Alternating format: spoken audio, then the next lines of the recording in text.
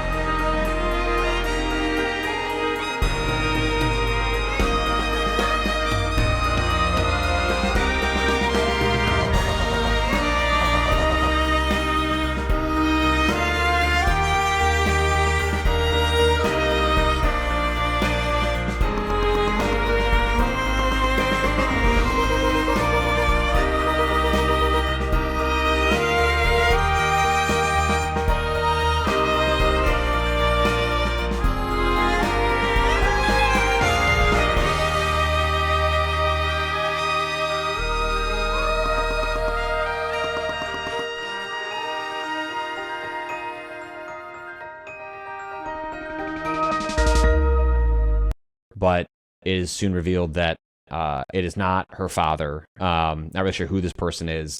This person proceeds to, say it's time to get ready, to go, to eat. It's a very unsettling setup. And there's a lot of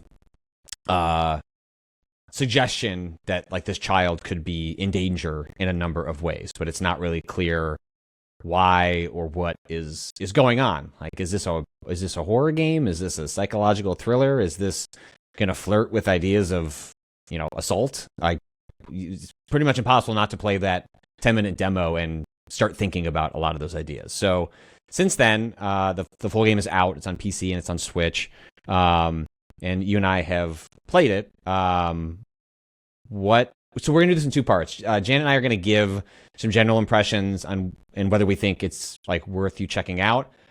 But there's a pretty important contextual framing for what And Roger is about that we are going to quickly then pivot to. And so there'll be markings in the podcast if, as a result of what we say, you do or do not want to check out the game on your own. But then we're going to go into kind of more spoiler territory because it's just impossible to actually talk about the game without talking about what it's actually about, so to speak. I'm trying to tiptoe around, and it all makes sense, I think, when we get into it. But Janet, before I share what I thought of my time with it more generally, what did you make of And Roger? Yeah, I felt like I did overall leave favorably. I think it's a good game, and I think if you're someone that likes story, especially likes creative stuff and the visual novel Walking Sim Space, you definitely should be checking it out. But it wasn't I didn't leave as high as I dreamed, because with how high that demo was, I was is this in my top 10? This is so cool. And I think what they end up doing with it is cool, but it was less of a shakeup than I wanted it to be. But I think there's a lot of really creative stuff done with the sort of pseudo puzzle solving that they have of it that also really helps convey space. I think this game is also, with maybe 2 or 3 puzzles that I take light issue with, is really creative in how it very quickly communicates to the player what needs to be done, but also how they use what is inherently minimalistic stuff, right? Some pictures and a couple almost UI elements. And the way this game plays with the existence of UI is very cool in the way it kind of like tells players what to do. A non-spoilery example I can give is and I'll kind of just leave it at the one because I think also the fun is the surprise of it. Mm-hmm. But at one point they have you like grab like the cursor and then move it to the right, and then it turns out like what you're sliding is like the volume switch, and like that's the game's cheeky way of saying, hey, you want to like have the sound up on this game, kind of, you know? And it's like, oh, like this is like it's such like a intriguing mechanical surprise throughout. And I think it's used for, it helps put you like in the different emotional context despite having like minimal input. So I think it's still definitely mechanically, it definitely delivers on the demo. I think narratively is where, you know, we'll unpack that more as we get into spoilers, but that's kind of where I landed. And I guess as one last positive, even though I wasn't as like evenly on the rise for this game and where it went narratively, there definitely were some like really strong, like moving high points for me that again, we'll get into for spoilers, where I was like, you know, I don't know how I'm feeling about how this is all working together. And then like a scene happens and I'm like, am I going to cry on the sofa? Like while I'm holding my Steam Deck to the scene because it's so like affecting. But yeah, that's kind of where I landed on it. What about you?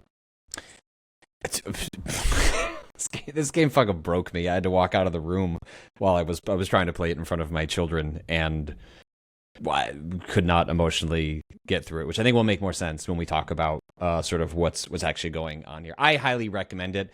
I think I will share a lot of your issue. I think it swings real big, like in interface and mechanics, and I don't know that it always connects. Like it's not a home run in that regard, but I think what the game is trying to do in terms of mapping an experience to game design is remarkable and authentic and worth celebrating for what it succeeds at, and even where it doesn't succeed, I think is noteworthy and interesting. Like if you care about game design and like how do you tell stories in using game mechanics, I think And Roger is a really remarkable experiment in trying to expand what that means, especially because it uses a lot of existing frameworks and things you're familiar with, but twists them in a way that is unexpected and interesting. And again, I don't know that all of them like totally work, you know, like trying to guide, you know, a circle through a bunch of invisible boundaries and have that be like a frustrating failure state. Some of that stuff didn't work for me, but I found it to be extremely moving and interesting and well worth playing. So I implore people to check it out. And if I guess the only like, it's like, I guess you consider a slight spoiler. Like if you're worried this is like a story about like assault and a child in danger, that is not what this story is about. It's about something different. But if that is your hump to getting over checking out what is beyond the first 10 minutes, like know that that's not there. So, all right, now we're going to talk about actually what's happening in And Roger. And so if you want to skip ahead to us dipping into the question bucket at the end of the podcast, like now would be the time to do so. But so the beginning 10 minutes, the first chapter of this game, right, is about a young girl with a man she doesn't recognize, and a lot of confusion over the world around her, and like just a general sense of confusion and unease. This hits a real high point where I was wondering whether I was going to continue with the game, in which there is a moment in the bathroom where Roger says like, "Oh, like I'll take care of your underwear," or something to that effect. And I'm like, what are we? Okay, what are we doing well, here? Specifically, just to really drive it home, because I think this is actually one part where I'm like, I feel like they took it like one step too far into the like, ooh, is it assault? Where it's like he says turn around, and then she says like kind of to the player, he pulled down my underwear, and it's like that was like definitely an intense moment, and they kind of leave away from that after, but. Yeah, that I just wanted to speak to the specifics. It gets right up to the edge, and I was wondering like, you know, what is material is this game playing with? And then you get as it goes along, what you sort of discover is this is actually like a story about different perspectives on memory loss, dementia, Alzheimer's. You know, the game doesn't exactly outline precisely what's happening, but it is all playing within that similar space. And this sequence that you have in the beginning is about trying to impart to you, like, what is it like to have your brain not communicate the world to you as it is, and what it would be like to, when you walk into a room with, if you've ever had a family member or a friend or whoever who's experienced, essentially their brain like dying and not functioning the way that it usually works for all of us. What is it like from their perspective? Like, it's unsettling for you to not be recognized. It's unsettling for you to not be able to experience or have a conversation with this person the way you did. What must it be like for them? And I think a lot of And Roger is trying to explore what that's like. And then it does that from multiple perspectives, both from the person the POV of the person experiencing the degenerative like brain loss, memory loss, and then also from Roger, who is this woman's caretaker, this woman's husband, and what it is, the burden that they carry, and as they live with someone like that. And this stuff is just like, it just doesn't take much for me. Like, I'm on the couch playing this game, Janet, and like multiple times I was like, oh, I think I'll just like pause it. I'm all right. And then my daughter asked me something. She's like, why are you crying? I was like, I'm just going to go finish this game somewhere else. Like, I'm just going to go finish this game somewhere else, and locked myself in a room knowing that I only had like 20 minutes left or so. And I didn't need to explain the emotional journey I was going on to my 5-year-old. But I found it to be profoundly moving. And I wonder, I guess what I throw to you is, did you find that some of your issues with the mechanics were like played a part in how invested you could get in the story? Like, I wonder how that dynamic worked for you. No, I think largely the mechanics were like very strong. There's like, same thing, the guide the dot in the invisible line puzzle was like, I was kind of confused by that one. And there's like maybe one other one where like I was playing on Steam Deck, and something about using the touchscreen, the puzzle got like kind of worked for me. Yep. And then maybe one other one. And it's important to emphasize, these are like 3 puzzles within what has to be like, I'm not even joking, maybe 57 puzzles, because they're quick. They're like every single little interaction is like a tiny puzzle. Almost like, again, I think Florence is the most apt mechanical comparison, but there's also shades of other games like A Little to the Left. It has a little to the left energy at times with like, oh, align these picture frames or stack these items. But it kind of breaks down the mechanics in a more rich way. This game is mechanically what I wish to a T was, in terms of like, because they both have a toothbrushing minigame thing, so anyway, just kind of a fun connection. No, I think what ultimately stopped me from feeling a little bit more emotionally connected to it, and then I'll get into the narrative high points for me, was I think the game spends a little too long, despite it's only an hour, but spends a little too long focusing on making sure that you feel like the confusion, and it loses a few gut punch moments as a result. Like, I think it could have hit me more if it took a few more punches, but it is like, what is it? Is it jab, jab, punch, or punch, punch, jab is kind of the saying. It's like, it jabbed a little bit more times than it punched for me. And that's like, and it was so focused on priming me for the punches, and I'm like, I feel like I was already primed. Like, I feel like I got it. Like, overly telegraphed, like, where it was going. Like, you were like, I get where this is headed, but then by the time the punch arrives, it was like, yeah, I've been waiting for this punch. Yeah, it is a little bit like I was almost too prepared for it. I think for me, the narrative high point was when, because what is the name of the main character? Sophia, I think.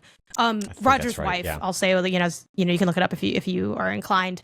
When she ends up having to like go into like some type of care facility, it's unclear whether it's like, a nursing home or maybe like a division of a hospital or what it is. But when she's sitting there and the people that are taking care of her are only perceived to her as like squiggly shadows, and you like see that depicted. And then, oh my God, I'm getting choked up just talking about it. Then she says like, I don't know like who these shadows are, but like I recognize this one voice. It sounds like warm and familiar. And that's like her husband. And her husband comes up and he's like kind of monsterified with the squiggles. And then like he takes shape before her as like more of a person than like the other figures. And then he says like, and maybe I'm emotionally primed to be like, oh my God, it's so like moving, because I've been doing wedding planning stuff with my fiance and like looking at a cajillion pictures of us for like making little things. So maybe I'm like kind of pre-primed to like be hit by this. But he brought their wedding photo and he said, "That's me and that's you." I was like, oh my God. Like I was like so moved by that. Like I'm tearing up just talking about it. Cause I thought it was so like, it felt like such a good use of like putting you in the place. And like, I think it was also a unique take on the game spends a lot of time disorienting you, where it's like, you try to do a task, like you're lighting a stove or you're brushing your teeth or you're washing your hands. And there's like that struggle and you can feel like the frustration. And maybe this is kind of the point too. I don't think it necessarily needed to like be beating me up every single moment, because when it did hit me, I think it hit really hard. And I think it hit hard because of the time it had invested. But I found that moment to be particularly affecting, not just because of my own, you know, life biases that I bring to the game experience, but also the way that they really like in that moment conveyed. I think up until that point, Roger, obviously he was like the husband during the kind of scenes where it's like the meet cute and they're on dates and stuff. And it's like, okay, cool, he's love interest, whatever. But I love that moment because it really created a sense of there's uncertainty and fear and confusion associated with all these people. But even with like her being kind of far gone, he can be more formed than other people. And I think it also kind of recontextualizes her mistaking him for her dad. Obviously, that's like, it's very common to have, you know, role confusion on like, oh, who are you? Are you like my girlfriend? Oh, no, I'm your daughter, you know, like whatever. That's like pretty common for mental deterioration to like mix people up. But there's also kind of like a nice sentiment to it as well of the like, you know, in the story, like the dad is portrayed positively. You know, I wouldn't say that he's like number one dad in the world or anything, but he's like a cool, supportive guy. He like cooks with her. Like, you know, again, we can now think, well, that's actually her thing and that is her husband. But you see the perception of the dad is good, you know, and it's like when she's afraid, she's like, where's my dad? So it's like, it also, I think, kind of adds to that, like, even with her being gone, like, she knows this is a person that is there to, like, take care of her. And I thought that was very, like, sweet and affecting. But yeah, I think they just generally spend a little too much time, like, sitting in we want to make sure that you are in the shoes of being confused. And I'm like, yeah, but we spend most of our time there. And I think we could have spent a little bit more time in engaging in the fallout of the situation.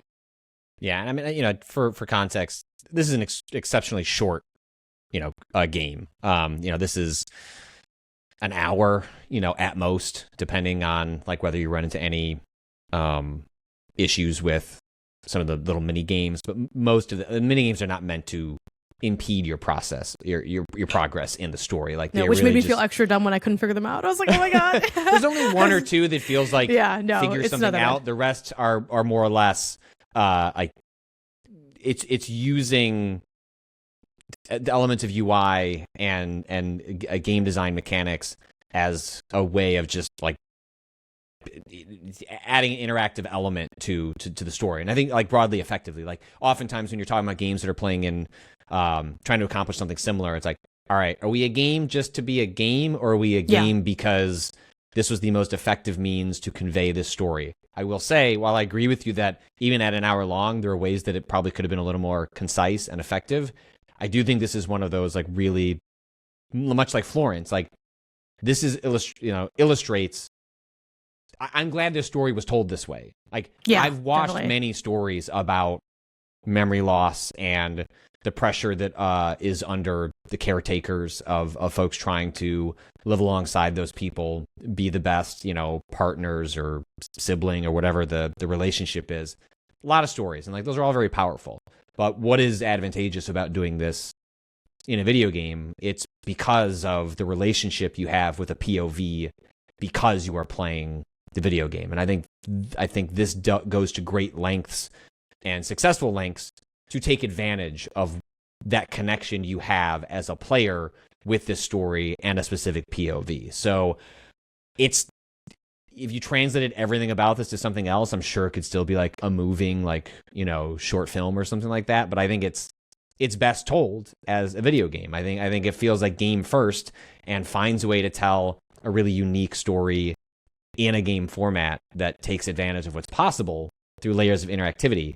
And so I found like it passes that bar, which a lot of stories or games that try to play in similar modes do not necessarily pass that bar. It's like, well, probably could have just done this as a movie, and it would like just been sort of the same thing. And I just don't think that's true of or like Roger. the gameplay isn't good. Like I think that happened. That's one of they're very different genre space, but like one of the reasons like Indigo isn't like kind of like fun enough. Like the layer of interactive is like one of the ones it loops over and over again is this idea of the main thing that you're seeing in the game are these little white buttons, right? And it's like different ways that the white buttons are sort of used. And one of the ones it relies on over and over again to great effect is, let's say there's 4 buttons on the screen, and each of those causes an action to occur. Like pressing, let's say like one of the early ones is a telephone, right? Like this is where you don't know that Roger is your husband. You think he's a stranger. And you're looking for your father. And there's like, I'm going to call 911. Well, it's okay. So you get the phone, the phone appears, and then there's, there's different buttons on the screen. Like one button dials 911 if you press it 3 times. Another one picks up the phone. Another one actually makes the call. And so you have to figure out which button does which action, do it in the right order. And then the game will like layer over, kind of like additional buttons that confuse the order that you're going to do those things in. They start drifting around. Drifting around, slightly out of the... I was like, okay, wait, what was it? Upper right was 911. And all that stuff I thought was really effective and took advantage of, hey, no, we're a video game. And I found that to be, at its best, like extremely powerful at generating a connection between the little moment that was occurring and the fact that I was a participant in it. Yeah, I mean, I think with that example specifically, like that was one of the first very early like highlights, because I think mechanically the reason the mechanics are good is not just that like it's fun to like kind of play this game of memory, in a way. It's like a different version of the memory game. But it's also, they're good mechanics in that they serve for like immersion in the story. Like in that 911 kind of mini game, it's like I felt so focused on making sure that it's like, and I think it's like one button's actually 9, one button's 1. So it's like, okay, this one's the 9. So I hit the 9, and then I hit the 1. Oh, I hit 99991 for some reason. No, it's 911. Okay, cool. And by the time I get that done, and then Roger's hand, especially you don't know who he is yet, comes into frame to grab your wrist and says like, nope, put it down. That was horrifying. That was like what I alluded to last time we talked about and Roger as the non jump scare, because there's nothing normally, which is not a bad thing. Use all the tools that you have. That's the point of like any medium you're working with.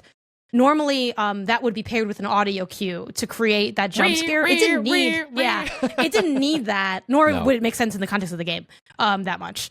But it like worked because I was so immersed in what I was doing because of the mechanics they put in place that it made that moment more affecting. I was meant to be afraid and surprised, and I was more afraid and surprised because of the mechanics. And another compliment I want to pay towards the mechanics is like the cohesion and the mechanical through line they've created, because they have a couple things, like you said, the button presses and the buttons shake. They also do twists on.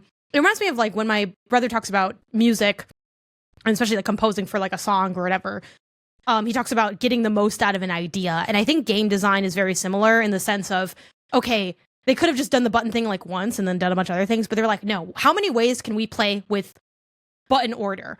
Okay, well, we can drift the buttons. Oh, we can add a bunch of buttons. We can make all the buttons do nothing. We can do this other thing. We can make the button a slider. We can make the button another thing. And then they also have that with, I like seeing the, they use color a lot in this with like, orange, I think, is representing Roger, and blue is the main woman you play as.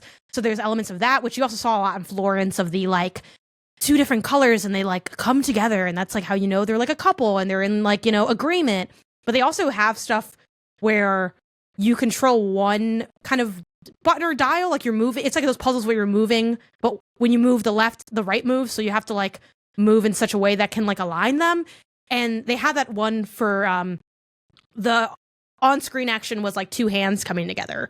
And it really made you feel like, I want this to happen because I, want to mechanically succeed, but I also emotionally want to see this happen.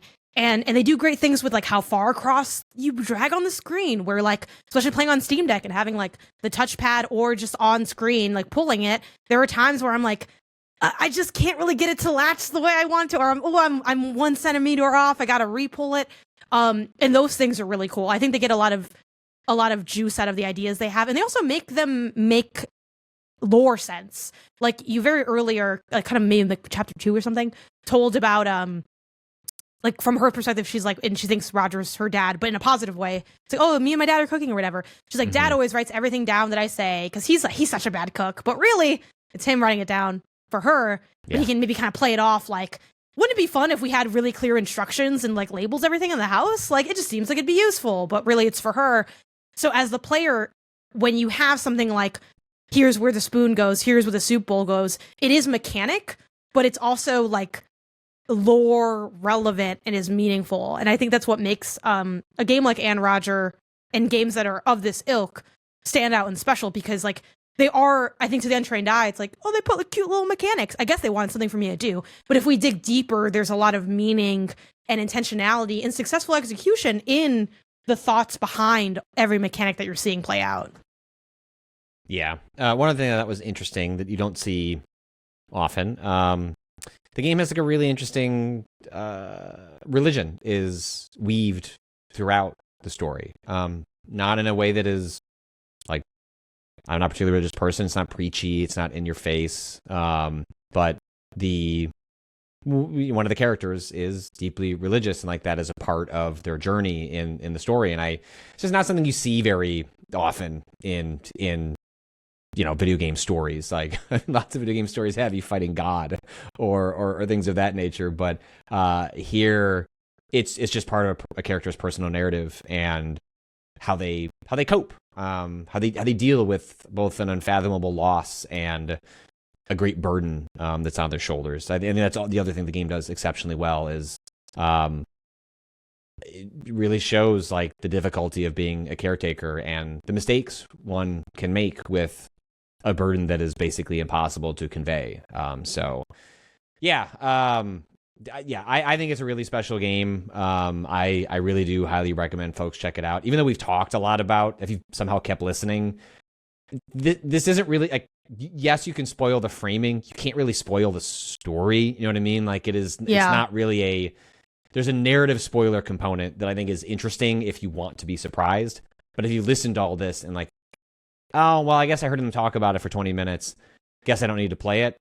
Again, I think because it's a video game and I'm speaking to its strengths as a video game and the story it's telling, I would still highly recommend experiencing it for yourself. I think it will still be, or could be, very moving and powerful and interesting, regardless of already sort of knowing a lot of the beats that come along for the ride, which again is necessary for it to have been worth being a video game, is that the interactive part of it should play an important part, and I think it does here.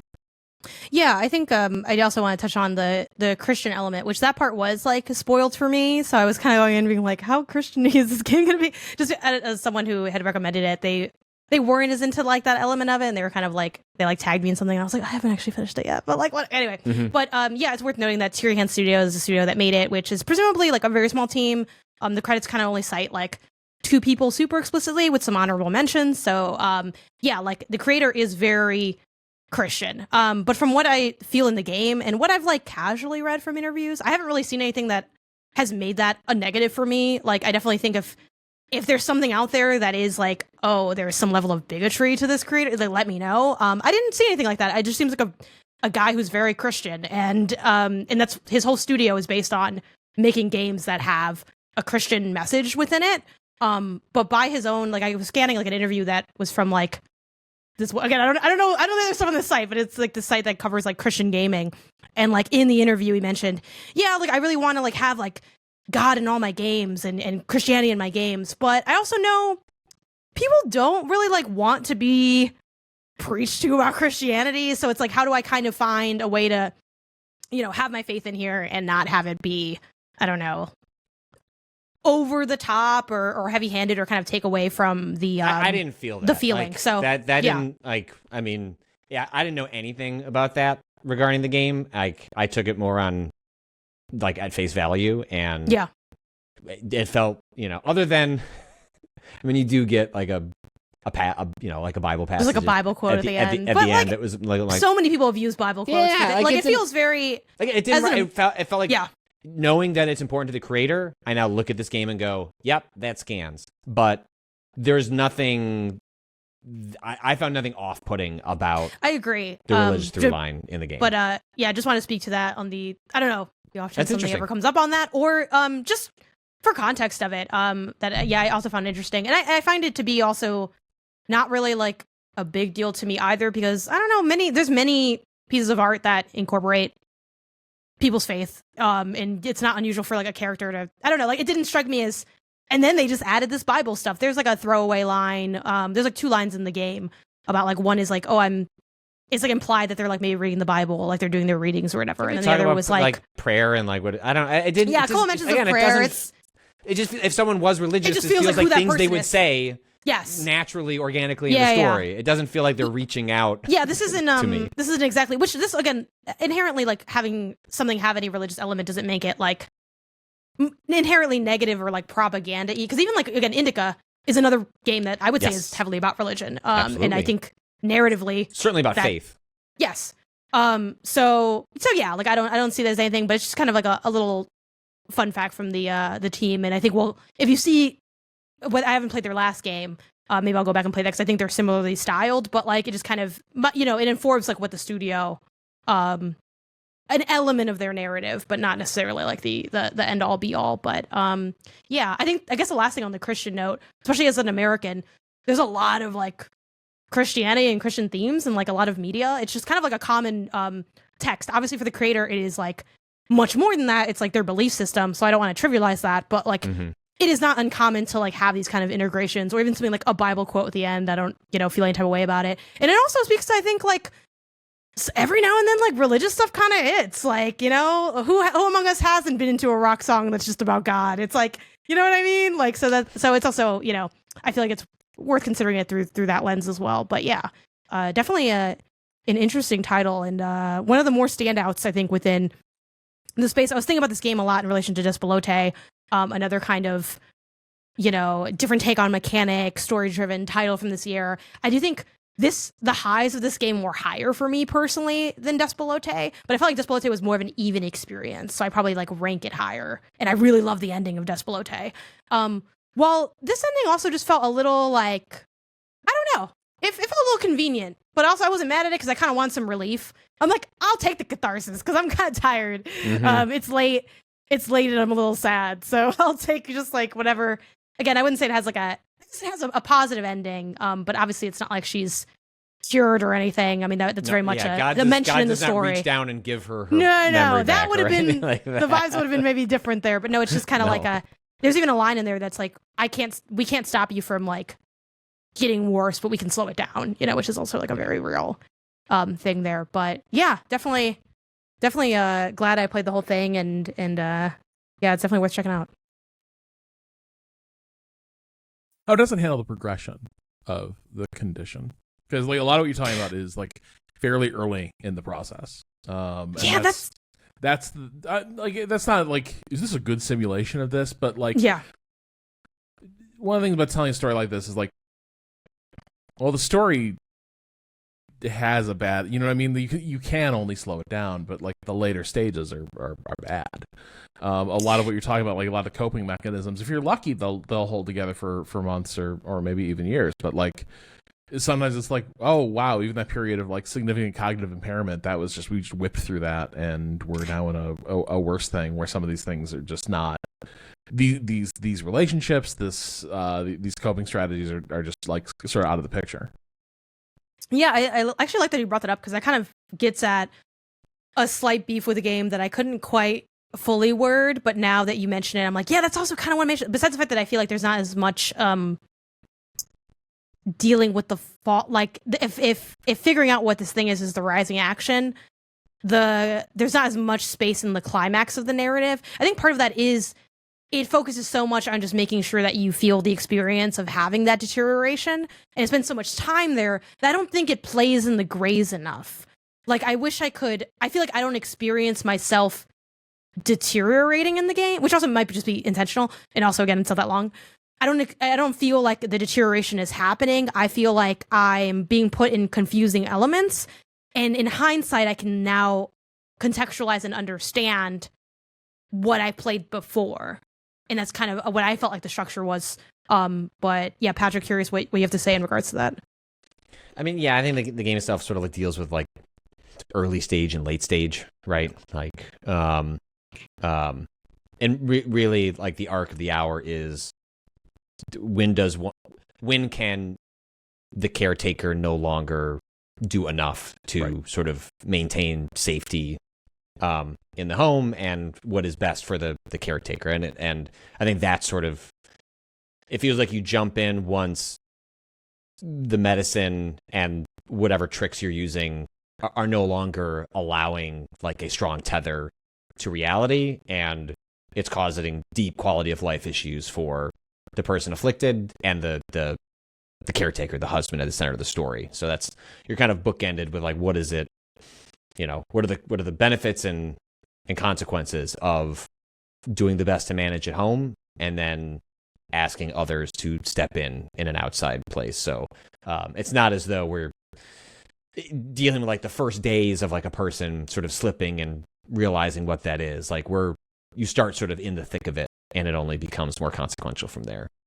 I think too, real quick, another kind of issue I had with where the story went. I didn't like what they did with there's this reveal that like Roger has to his wife where he's like, no, I can't say. And she's like, you got to tell me like what's going on. And he said like, oh, I hit you 4 times because you wouldn't take your medicine, and you messed up. I got frustrated, whatever. And then they just kind of cut to another scene after that. And I just felt like if you're going to bring up this sort of like, again, I hesitate to say domestic violence. Like obviously that is what it is, but it's also contextualized with like this kind of care situation that kind of makes it weirdly charged in a different way. But like, I felt like they kind of brought that up, but then like didn't really do anything with it. So then I kind of felt like, I don't want to say it was just shock value because I don't feel like that's what it was, but it just felt kind of, and now we're here somewhere, like it felt rushed in the way that I was like, what are we like really doing with this? And I kind of felt like the element to which I needed to kind of connect the dots of like,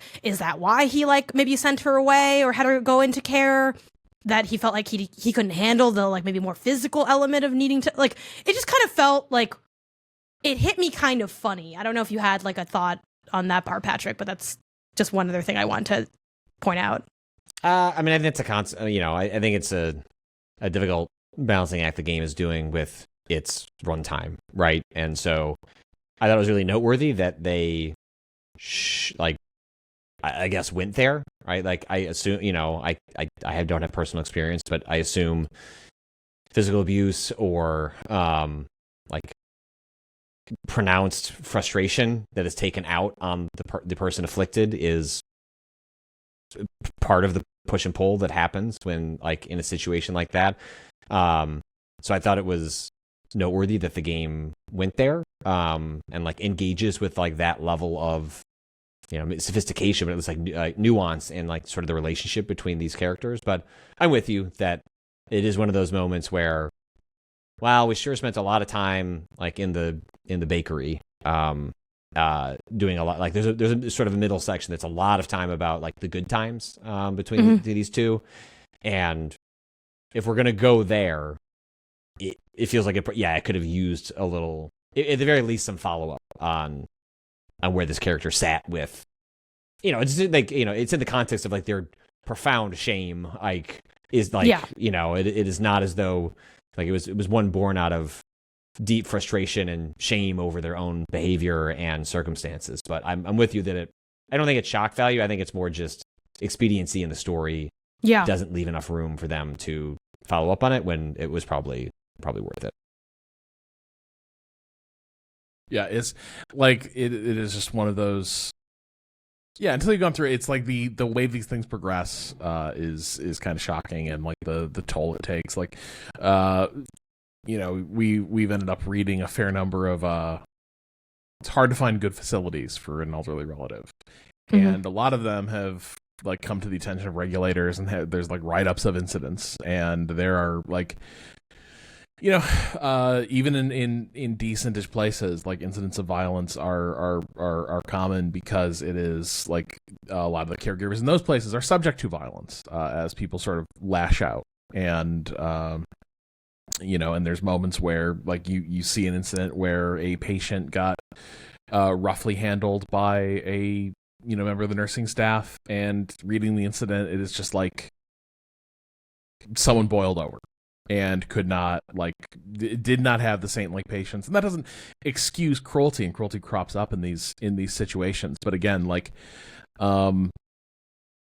it's hard to describe if you haven't seen it, if you haven't gone through it, the level of intensity of stuff like this. And so yeah, I was just curious how it handles that, because it is not it keeps going, and there's moments where even like the things here where like you're depicting this experience of this person who's suffering this condition, that like what the person is going through begins to like, it would defy narrativization, because like the inner life and experience of reality is so fragmented now, you could not even like really like depict it very well, as things progress. So it sounds like a fascinating game. It sounds it sounds excellent. I think it is always a risk with not games, like just media about stuff like this, where even well, I'll draw an analogy. Every holiday season, Chevy releases a really mawkish ad about like the Chevy runs deep and such. And last year's was about someone with dementia, where it's like mom is confused, doesn't really kind of know what's going on, and in the commercial, the daughter like gets out the old Chevy pickup and takes her mom on a drive through the town and shows her all the old places, and she remembers, and she starts crying. She sees her daughter, and she brings mom home, and she looks at her husband. It's like, it's you, and they embrace and they kiss, and then it's like Chevy runs deep. Thank you.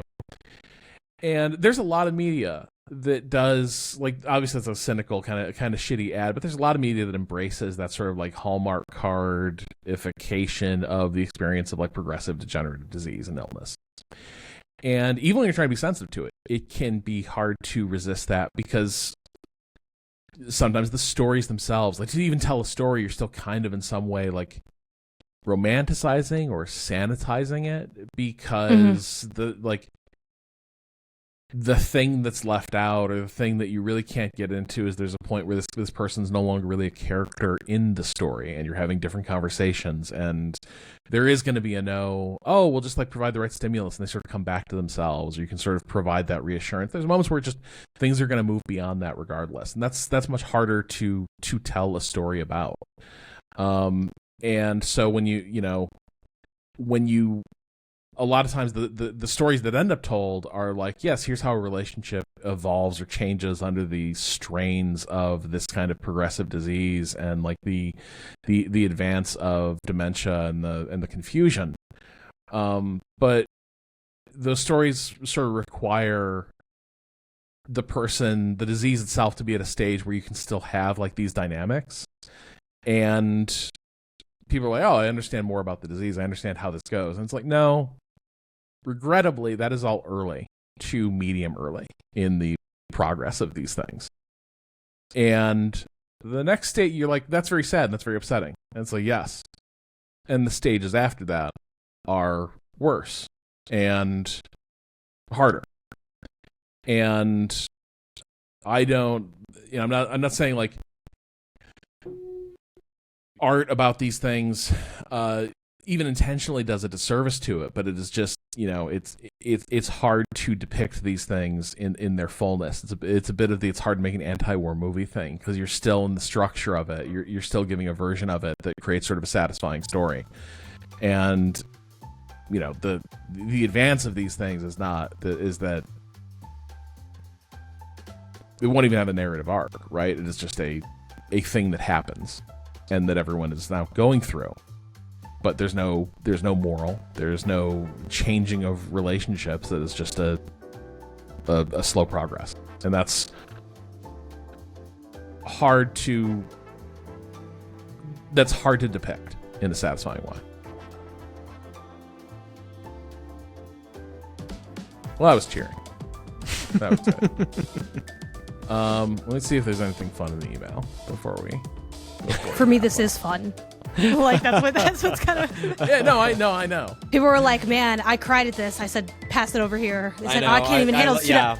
I live for stuff me like sliding this. stuff off my plate. Pile it on. I'll finish it for you, baby. I'm just usually better at sequestering myself late at night into doing it, not at 2 p.m. on a Sunday on the couch. To be like, oh, I've made a mistake.